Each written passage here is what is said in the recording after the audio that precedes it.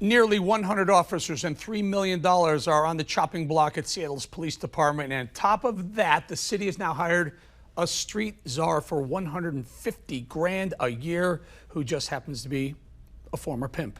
Folks, you can't make this stuff up. Let's bring in Mike Solan, the president of the Seattle Police Officers Guild. Mike, we'll get to the pimp street czar in a second, but with these cities selling out their police departments, Seattle, are they having seller's remorse?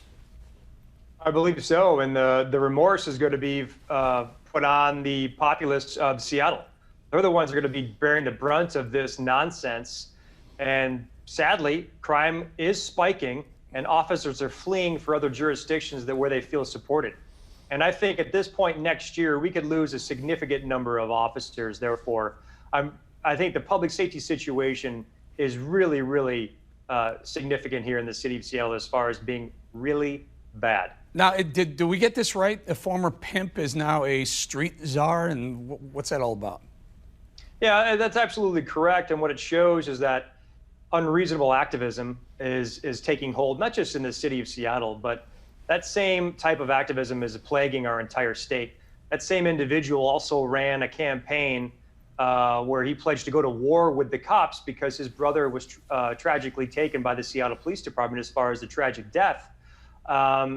And now we're looking at an initiative called 940, which was passed about a year and a half ago, which changes the deadly force language for the police officers, making it more easily ready to politically prosecute for police officers for tragically having to make that split-second human decision to take someone's life in the service of their duties to protect our cities. And now it shows you where we are in the height of hypocrisy when this individual is now being paid by the taxpayers to be a street czar, where he went to trafficking women across interstate lines, did federal time, and now he's the one that's going to vet what's appropriate for the streets. Yeah, it's amazing, Mike, and only about a minute or so. And we talked about it before, but that split-second delay in a decision on what type of force to use is deadly to police officers. Explain it. Well, absolutely it is. At least a 5 to 10 second viral video clips where people judge officers with zero context of why we do certain things. And that's the problem. That's where I think police really need to step up their game to explain our actions, be proactive, so we can change some of the media perspective that I think is using these video clips to drive advertising dollars, but also letting people that are anti-police drive a further anti-police message, which divides our communities more so at a time when we need unity. That's why police departments and particularly police unions need to get ahead of the game, get organized to explain, not exonerate. The system will exonerate the officers at the end of the day, and where they need to be held accountable, I certainly have confidence that they will be held accountable, but those are very rare.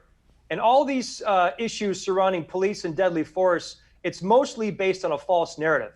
Police are not racist. We're great people, and sadly our profession, that historic profession, is being used politically to further political votes. Absolutely unconscionable. I'm going to have to leave it there, Mike Solan. I appreciate your time. Again, those mayors of these liberal cities need to get behind their police officers. Thank you, Mike Solan. Thank you, sir.